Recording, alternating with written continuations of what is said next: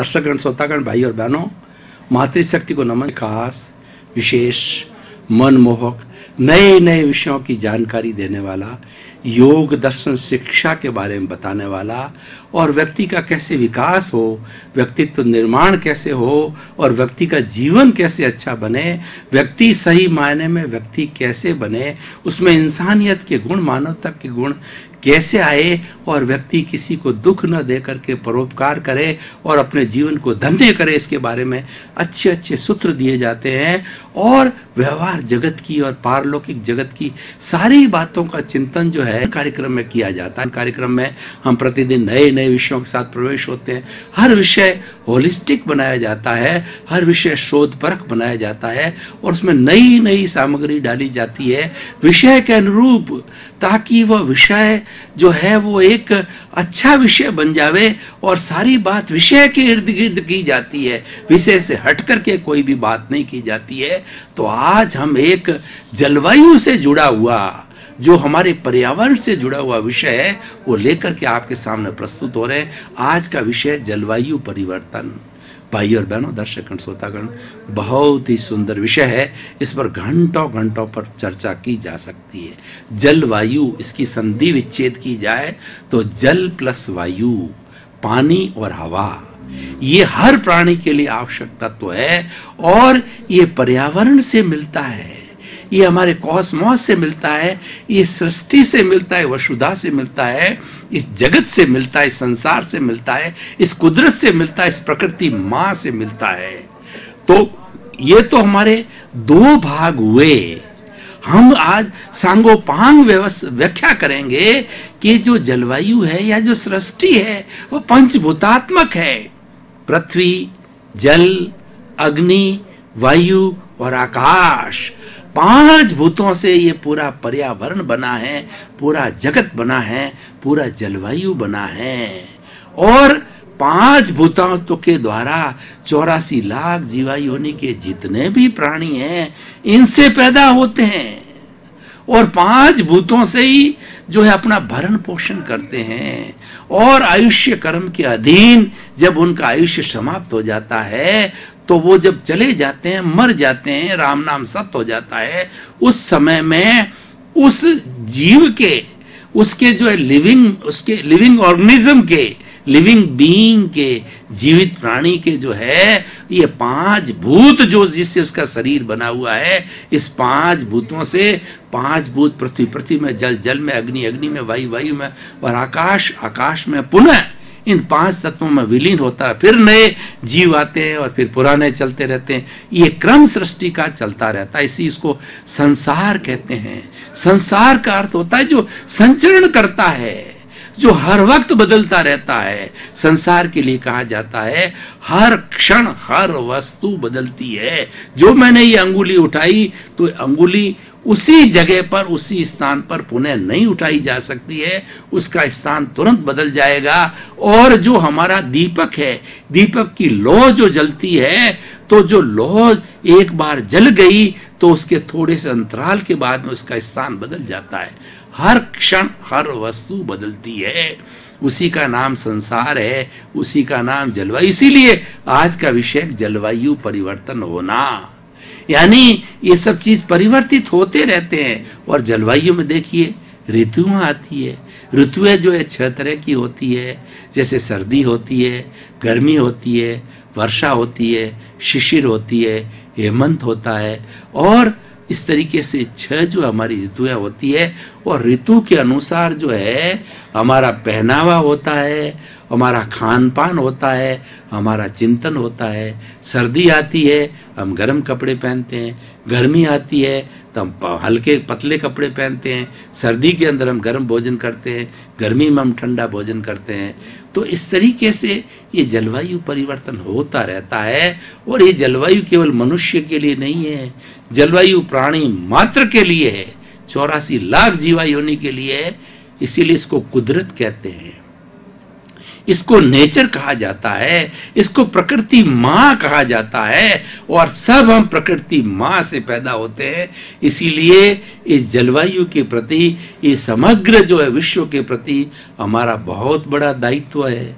कैसे दायित्व है मैं आपको बताऊं कि हमने जल और वायु की बात कही, तो वायु हमें कहां से मिलती है? वायु का मतलब ऑक्सीजन, प्राण वायु। हर जीवित प्राणी प्राण वायु लेता है, लेकिन जो हमारे पेड़ पौधे हैं वो कार्बन डाइऑक्साइड यानी अन्य प्राणियों के द्वारा छोड़ी गई जो कार्बन डाइऑक्साइड है उसको लेता है, और सिंथेसिस के माध्यम से वो अपना भोजन बनाते हैं और बदले के अंदर जो है वो ऑक्सीजन देते हैं। तो हमारे लिए कितने बड़े उपयोगी है, वो माँ बाप से भी बढ़ करके हैं जो हमको जीवित रखते हैं। और पेड़ पौधे न हो तो कोई भी प्राणी, मनुष्य क्या कोई भी प्राणी इस संसार में, जगत में जीवित नहीं रह सकता। इसलिए उनका कितना बड़ा महत्व है। इसीलिए हमारे पेड़ पौधों की पूजा की जाती है। पीपल के पेड़ की सबसे ज्यादा पूजा की जाती है और वहां पर भगवान के फोटो रखे जाते हैं, सुबह पानी डाला जाता है और उसकी उपासना की जाती है, क्योंकि पीपल का जो पेड़ है 24 आवर्स ऑक्सीजन देता है। कुछ दूसरे पेड़ पौधे तो रात्रि के अंदर ऑक्सीजन नहीं देते हैं, लेकिन ये 24 आवर्स ऑक्सीजन देता है। तो हमारा कितना हितैषी है, हमारा कितना भला करने वाला है, हमको कितना सुख पहुंचाने वाला है, तो इसके प्रति हमारी कितनी कृतज्ञता है। ये तो मैंने एक उदाहरण दिया। हमारे सृष्टि के प्रति पूर्ण कृतज्ञता है, क्योंकि जन्म कौन देता है? जन्म हमें सृष्टि माँ देती है, प्रकृति माँ। पालन पोषण कौन करता है? प्रकृति माँ करती है। और सब कुछ कार्यकलाप हमारी सृष्टि से ही चलता है। अब देखिए, जलवायु की बात चल पड़ी, मैं इसको ब्रॉड सेंस के अंदर ले रहा हूं, खाली वायु और जल तक सीमित नहीं रख रहा हूं। मैं पूरा कॉस्मोस ले रहा हूं, पूरा विश्व ले रहा हूं, पूरा वर्ल्ड के अंदर ले रहा हूं, ताकि हमारी जो कॉन्शियसनेस है दैट शुड बी यूनिवर्सलाइज्ड। और जो व्यक्ति यूनिवर्सलाइज कॉन्शियसनेस से चलता है उस व्यक्ति कोई दुश्मन नहीं हो सकता। उसके लिए पूरा विश्व एक वसुधैव कुटुंबकम हो जाता है। वह व्यक्ति विश्व के किसी कोने में चला जाए सब उसके मित्र होते हैं, क्योंकि उसमें बुराई के भाव नहीं है।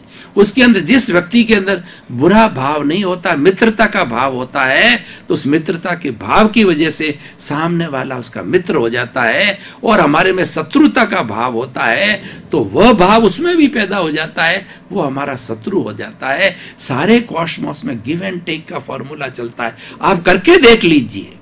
आप जो है बुरा चिंतन करना चाहते हैं तो इस कॉस्मोस के अंदर बुरी एनर्जी, नेगेटिव एनर्जी तैयार है। वो हमारे शास्त्र सार में नेगेटिव एनर्जी आती है और हम नेगेटिव सोचना चालू कर देते हैं। करना नहीं चाहिए, परंतु वो सारी एनर्जी विटालिटी कहलाती है। वो सारी एनर्जी हमको कॉस्मोस से मिलती है। और आपने विधायक भाव रखे, सर्व कल्याण के भाव रखे, सबके सुखी होने के लिए भाव, सर्वे भवन्तु सुखिनः सर्वे भवन्तु निरामया की भावना आपने रखी, तो इस कॉस्मोस के अंदर पॉजिटिव एनर्जी तैयार है। आपके भीतर पॉजिटिव एनर्जी इस सहस्त्र सार में आएगी और पूरे शरीर के अंदर दौड़ जाएगी और शरीर का रोम रोग विधायक भाव से जुड़ जाएगा, पॉजिटिव थिंकिंग से जुड़ जाएगा। आप तो आनंदमय होंगे।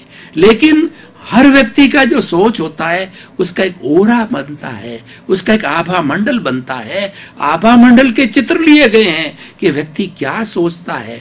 विधायक सोच रहा है कि अविधायक सोच रहा है, नेगेटिव सोच रहा है कि पॉजिटिव सोच रहा है, अच्छा सोच रहा है कि बुरा सोच रहा है। उसके चित्र के द्वारा, कर्लियन फोटोग्राफी के अंदर उसके रंग आते हैं, उस कलर्स के द्वारा वो आपको पूरा प्रिंट दे देते हैं। आप फला फला समय के अंदर इस तरीके का किसी के प्रति बुरा भाव कर रहे थे और किसी के प्रति गलत सोच रहे थे या किसी के प्रति अच्छा सोच रहे थे। जैसा जैसा आपका ओरा है, आभा मंडल है, वैसा वैसा वो आपका अंकन करके दे देते हैं। तो भाई और बहनों, दर्शकगण, श्रोतागण, ये सारी सृष्टि है, ये सारा कॉस्मोस है। अब देखिए, मैं इसके एक जो है फिलोसॉफिकल एस्पेक्ट पे जाता हूं, क्योंकि ये जलवायु की बात चल पड़ी। तो जलवायु का हमें सांगोपांग विवेचन करना है, जलवायु को हमें एनवायरनमेंट से जोड़ना है, जलवायु को हमें जगत से जोड़ना है और जलवायु में रहने वाले प्राणियों से जोड़ना है। और किस तरीके से ये कुदरत क्या है ये मैं बताना चाहता हूं कि सारा जो कॉस्मोस जिसमें हम जी रहे हैं वो लोक कहलाता है, वो कुदरत कहलाती है। और एक अलोक भी है, उसके अंदर मात्र एक स्पेस तत्व है। उस स्पेस तत्व के अंदर जीवित प्राणी नहीं रह सकता, क्योंकि वहां ऑक्सीजन नहीं है, वहां जल नहीं है, वहां वायु नहीं है और वहां पृथ्वी नहीं है। वो जो 5 भूतात्मक तत्व, उसमें नहीं, केवल एक तत्व आकाश तत्व है, तो मात्र एक निरा जंगल कैसे होता है, उस तरह से सारा इस लोक के बाहर आलोक छाया हुआ है, जिसके अंदर जैसे हम चंद्रमा भी आते हैं और दूसरे ग्रह भी आते हैं। और वहां पर जो अभी तो शोध की जा रही है कि वहां पर जो है प्राणवायु है कि नहीं है, अभी कुछ कहा नहीं जा सकता, लेकिन वो आलोक की स्थिति है। अब देखिए, लोक जो है, ये लोक का संचालन जो है कैसे होता है, बड़ी टेक्निकल चीज है, बड़ी वैज्ञानिक चीज है। मैं आपके सामने रखना चाहता हूं कि इस चराचर जगत को लोक या कुदरत कैसे कहा जाता। प्रकृति कुदरत शब्द मैं कहना चाहूंगा कि वो कुदरत 6 समवाय से बनी है। ये 5 तो कॉन्स्टिट्यूएंट्स हैं, लेकिन इसका संचालन, इस सृष्टि बनी हुई 5 तत्वों से, लेकिन सृष्टि का संचालन इसमें जो है वो 84 लाख जीवा योनि का जो कर्म है, उस कर्मों का भुगतान कौन करता है? ईश्वर तो आपको जो है भुगतान आपके कर्मों के अनुसार करता है। वो ईश्वर कहिए, कुदरत कहिए, वो कैसे करती है वो मैं बताना चाहता हूं कि 6 तरह के जो तत्व है। देखिए, पहला तत्व होता है चेतन तत्व।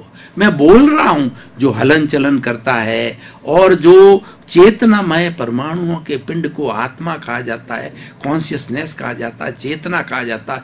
इसके कई नाम है। एक चेतन तत्व है, वो जीवित प्राणी कहलाता है। दूसरा जड़ तत्व है, ये शरीर है, वह है तो जड़, पूरा पौद्गलिक है, लेकिन आत्मा के भीतर विराजमान शुद्ध आत्मा भगवान की साक्षी के कारण जो है, यह जो है आत्मवत बन गया है, ये चेतन तत्व बन गया है। इसको निश्चेतन कहते हैं, यानी पुद्गल होते हुए चेतन जैसा व्यवहार कर रहा, हाथ हिल रहे हैं, पैर हिल रहे हैं, बोल रहा है, सुन रहा है, कर रहा है, तो इसीलिए ये जड़ पदार्थ है। सारे वायुमंडल के अंदर जितने भी चेतन के अलावा जितने पदार्थ है, जड़ पदार्थ है, उसमें वर्ण होता है, गंध होता है, रस होता है, स्पर्श होता है और गलन मिलन धर्मा है। वो परमाणु होता है, फिर अणु बनते हैं, फिर बड़े बड़े पत्थर बनते हैं, फिर चट्टानें बनती है, और इस तरीके से जड़ पदार्थ होता है। तो चेतन जड़। और तीसरा देखिए कि मान लीजिए कि जड़ पदार्थ है, वो हमारी जो है ट्रेन है, वो जड़ पदार्थ है, एरोप्लेन जड़ पदार्थ है, हेलीकॉप्टर जड़ पदार्थ है, या चेतन पदार्थ मान लीजिए मनुष्य है। वह दौड़ना चाहता है, ट्रेन चलनी चाहती है, तो इस पूरे कॉस्मोस में, इसमें सृष्टि के अंदर जो है मोशन तत्व मौजूद होता है, गति सहायक तत्व, और ये पूरे ब्रह्मांड के अंदर है, पूरे जगत में है, पूरे विश्व के अंदर है। और ऐसी कोई जगह नहीं है जहां भी मोशन तत्व नो। मोशन भौगोलिक तत्व है, मोशन अमूर्त है, एक द्रव्य है, दिखाई नहीं देता है आंखों से, लेकिन ये पूरा मौजूद है। बहुत सी चीजें आंखों से नहीं दिखाई देती है, पर उनका अस्तित्व है। हमारी आत्मा नहीं दिखाई देती, अस्तित्व है, क्योंकि मैं बोल रहा हूं। बोल कौन रहा है? ये आत्मा की साक्षी बोल रही है, से शरीर बोल रहा है। आत्मा न हो तो राम नाम सत्य होता है। तो वह मोशन तत्व है जो कि गति देता है। जब डिमांड किया, जब जड़ ने या चेतन ने डिमांड किया कि मुझे भागना है, तब वो तुरंत मोशन तत्व उसको जो है गति देता है, गति सहायक तत्व। 3। चौथा होता है ट्रेन चल रही है, व्यक्ति दौड़ रहा है, चाहता है कि मैं खड़ा हो जाऊं, तो रेस्ट तत्व जो है पूरे पर्यावरण में, पूरे कॉस्मोस में, पूरे जलवायु के अंदर और पूरे जो है ब्रह्मांड के अंदर हाजिर है, तो वो आपको रेस्ट करवा देता है। स्थिति सहायक तत्व बोलते हैं उसको, रेस्ट कराता है। ये 4 तत्व। और 5वां तत्व है काल, टाइम। ये सब वैज्ञानिक कॉन्सेप्ट से बात करता हूं। वैज्ञानिक लोग टाइम को क्या मानते हैं कि सेकंड है, उसके बाद मिनट है, फिर उसके बाद घंटा है, घंटा के बाद दिन है, दिन के बाद सप्ताह है, सप्ताह के बाद पक्ष है, पक्ष के बाद साल है, फिर शताब्दी है, फिर अवसर्पिणी काल, उत्सर्पिणी काल। इस तरीके से ये सारा काल का विभाजन है, टाइम का विभाजन है। अब मैं लास्ट तत्व, छठा तत्व पे आता हूं, स्पेस, आकाश तत्व, जो हम सबको अवगाहना देता है। अब मैं इतना बैठा हूं, इतना मैंने आकाश तत्व को घेर रखा है, इस लाइट ने इतने आकाश तत्व को घेर रखा। हर व्यक्ति, हर जड़ पदार्थ एक पर्टिकुलर स्पेस, आकाश का एरिया, वो घेरता है, वॉल्यूम घेरता है, एरिया घेरता है। और ये आकाश तत्व ना होता तो आप मेरे पर पड़ते, मैं आपके ऊपर पड़ता। बंद कमरा है और 10 लोगों का कमरा, 20 लोग आ जाए तो आपाधापी होगी। कोई किसी तरीके से अगर आकाश नहीं होगा तो सब कौन झेलेगा? सबको झेलने वाला, अवगा देने वाला आकाश तत्व। तो भाई और बहनों, ये कुदरत है। ये कुदरत क्या करती है कि जो जीवित प्राणी हैं, जो कि जैसे पूर्व जन्म के अंदर कर्म करके आते हैं और वो कर्मों के अधीन होता है, तो कर्मों के अधीन फल देने के लिए कुदरत संजोग जुटाती है। जैसे कि मुझे स्टूडियो आना हो, मैंने ये इच्छा की कि मुझे स्टूडियो आना है और मेरे एपिसोड की रिकॉर्डिंग करानी है, तो कुदरत ने मुझे व्हीकल उपलब्ध करा दी। मैं व्हीकल पे बैठ गया, पेट्रोल उपलब्ध करा दी, चलने के लिए सड़क हो गई, सड़क होकर के मैं स्टूडियो आ गया और आपके सामने जो है ये प्रवचन कर रहा हूं। ये सारे संयोग है ना, इसने जुटा। अगर अच्छा कार्य करके आए हैं पूर्व जन्म के अंदर, हमारे को एक सांस लेने की भी स्वतंत्रता नहीं है। हर प्राणी कर्मों के अधीन है। कर्म ईश्वर है, कर्म भगवान है और कर्म के अनुधान ही भुगतता। ईश्वर जो तत्व है, कुदरत जो तत्व है, सिर्फ संयोग जुटाती है। आपका पुण्य होगा, अच्छे संयोग जुटाएगी। पाप होगा तो अच्छे बुरे संयोग जुटाएगी। आपका काम होगा, होना होगा तो संयोग जुटाएगी। काम नहीं होना तो वैसे संयोग नहीं मिलेंगे। आप किसी अफसर के पास में गए, वो अफसर मिले ही नहीं। 2 बार गए, नहीं मिले। इसका मतलब क्या है? आपका काम होने का अभी संयोग नहीं बैठा है। और चौथी बार गए और आपका काम होने का टाइम आ गया, आपके कर्मों का उदय आ गया, आपके फेवरेबल लकी टाइम आ गया, आपका लक काम कर रहा है। उस वक्त के अंदर महाशय, अफसर महाशय मिल गए और आपके दस्तखत हो गए और आपका काम हो गया। ये सारी दुनिया में हर प्राणी के साथ चलता है। इसको कुदरत का कानून कहते हैं। तो कुदरत का कानून ये है कि संजोग जुटाना, अच्छा बुरा। और दूसरी बात है कि ये संजोग हम पीछे से लेकर के आते हैं। सिर्फ जो कुदरत संजोग जुटाती है। और जब जलवायु की बात चल पड़ी, जब जो है संसार की बात चल पड़ी, तो उसके साथ के हमें सनातन सत्य को भी जानना है। जैसे कुदरत एक सनातन सत्य है और कुदरत संजोग जुटाती है, सनातन सत्य है, तो हमें भी अपने अस्तित्व का जो है सनातन सत्य करना चाहिए। हमें अपने आप से प्रश्न पूछना चाहिए, मैं कौन हूं? Who am I? ये सनातन सत्य इसका जवाब देता है कि आप जो है शुद्ध आत्मा हो, आप ज्ञाता हो, आप दृष्टा हो। और ये जो मन वचन काया रूपी जो शरीर मिला है, ये शरीर पूर्व जन्म के अंदर आप जो कर्म करके आए हैं उसके भुगतान के लिए मिला है। सारा पूरे जीवन भर, जन्म से मृत्यु तक ये शरीर के माध्यम से भुगतान होता रहता। कोई सेवा करेगा, कोई जो है आपको कष्ट देगा, कोई आपको सुख पहुंचाएगा, कोई आपको दुख पहुंचाएगा। यानी बैंक में डेबिट क्रेडिट की तरह जीवन भर पुण्य पाप सुख दुख जो है इस शरीर के भुगतान, वो सारा विचारों के माध्यम से होता। मन वचन काया, ये जो वचन तो खाली बोलता है, शरीर काम करता है, लेकिन हमारे जो मन है यानी विचार है 24 आवर्स चलते हैं। हम जब हम नींद लेते हैं तभी हमारे विचार चलते रहते हैं। सारा भुगतान विचारों के द्वारा होता है। इसीलिए विचार, अगर आपको अच्छा जीवन बनाना है, आपको जीवन में कोई दुख नहीं लाना है, तो आप एक सनातन सत्य को जानिए कि मैं, ये जो विचार है वो अलग है और मैं अलग हूं। विचार तो एक फिल्म है और मैं तो फिल्म देखने वाला हूं।